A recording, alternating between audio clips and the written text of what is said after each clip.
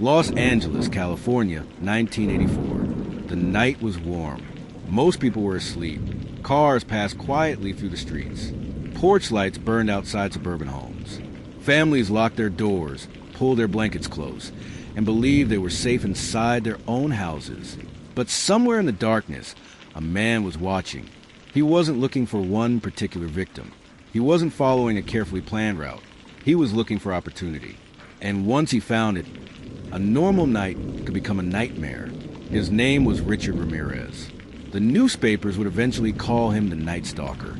But before the name became infamous, he was simply a man moving through the darkness, searching for unlocked doors in vulnerable homes.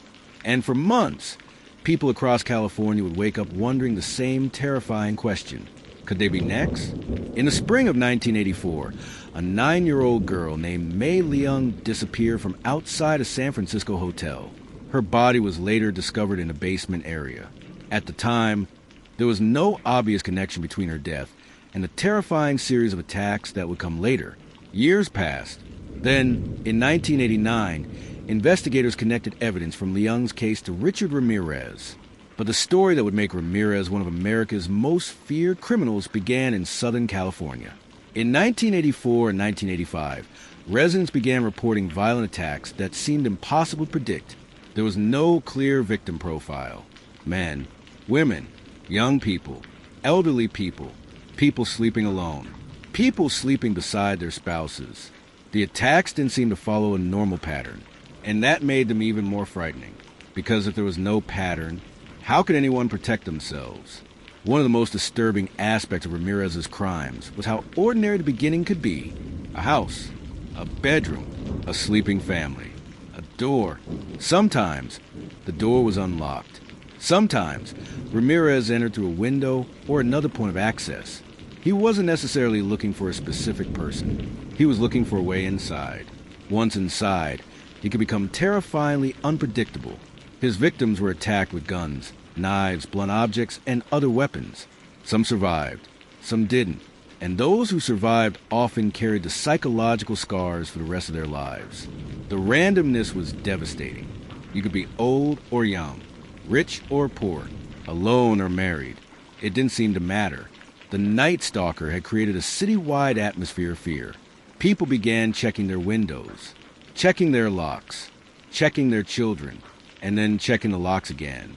Ramirez didn't simply commit crimes. He sometimes left behind something that seemed designed to terrify the people who survived. In some cases, he invoked satanic imagery. Pentagrams became associated with the case. Some victims reported that Ramirez forced them to swear allegiance to Satan. Whether he was seeking power, psychological control, or simply enjoying the terror he created, the effect was enormous. The crimes became more than murders and assaults. They became psychological warfare. People began sleeping with weapons beside their beds. Neighborhoods organized patrols. Hardware stores sold out of locks and security equipment. And parents warned their children not to open the door for strangers. California had become a place where darkness itself seemed suspicious. Detectives were under enormous pressure. The problem was simple. They didn't know who they were looking for. The suspect wasn't tied to one neighborhood. He didn't have one consistent victim type. He didn't appear to have a predictable schedule. And every new attack created more questions. Was it the same person? Was there more than one attacker? Why were some victims killed while others survived? Why did the attacker choose certain houses? Why did he leave some victims alive? The investigation grew. So did the fear. Then investigators found something that would eventually change everything. Evidence, a fingerprint, a shoe impression, and eventually, a clue that would help put a face to the monster haunting California. But there was still one problem. The public didn't know what he looked like. In August 1985, investigators released a composite image of the suspect. The picture was disturbing. Dark hair, deep-set eyes, a thin face, an unsettling expression. For many people, this was the first time the invisible predator had a face. The newspapers printed his image. Television stations broadcast it. His photograph became impossible to escape. And suddenly, everyone was looking. Then something happened that Ramirez could not control. People started recognizing him. Not necessarily because they had seen him during a crime, but because the picture had become familiar. His face was everywhere, and the police were closing in. Ramirez traveled to Arizona, but investigators were already following the trail. Then came a critical development. His fingerprints were connected to the investigation. The man terrorizing California finally had a name: Richard Ramirez. Police began distributing his photograph. Now there was nowhere for him to hide. But Ramirez returned to California. On August 30th, 1985, he stepped off a bus in Los Angeles. He had no idea how quickly the world around him was about to change. Someone recognized him. Then another person recognized him. And then another. Ramirez ran. He tried to escape through neighborhoods. But the people chasing him weren't police officers. They were ordinary residents. Men and women who had spent months living in fear. Now the fear had turned into anger. Residents chased Ramirez through the streets. He climbed fences. He ran between houses. He tried to get away, but the crowd kept coming. Eventually, several people caught him and began beating him. Police arrived and took him into custody. The Night Stalker was finally caught. The trial became a national spectacle. The prosecution presented evidence connecting Ramirez to murders, attempted murders, sexual assaults, burglaries, and other crimes. Witnesses described terrifying encounters. Survivors faced a man who had changed their lives forever. And then Ramirez entered the courtroom. He sometimes smiled, sometimes stared, sometimes appeared almost detached from the horror being described. At one point, he famously raised his hand and displayed a pentagram. The courtroom was shocked, but the evidence against him was overwhelming. Forensic evidence, witness testimony, physical evidence. The prosecution built a case that was difficult to escape. Eventually, the jury reached its decision. Guilty, again and again. Ramirez was convicted of numerous crimes. And then came the sentence. Death. But the story wasn't really about Richard Ramirez. It was about the people who survived him. People who had gone to sleep believing they were safe. People whose lives were permanently divided into two parts. Before the attack, and after it, some survivors had to live with physical injuries. Others carried invisible wounds. Fear of darkness. Fear of strangers. Fear of sleeping. Fear of being inside their own homes. Imagine walking into your bedroom years later and remembering that someone once stood there with the intention of hurting you. Imagine hearing a noise outside at night and wondering if it has happened again. For the survivors, Ramirez's arrest didn't erase what happened. It only meant the man responsible could no longer reach them. Even after his conviction, questions surrounded Ramirez.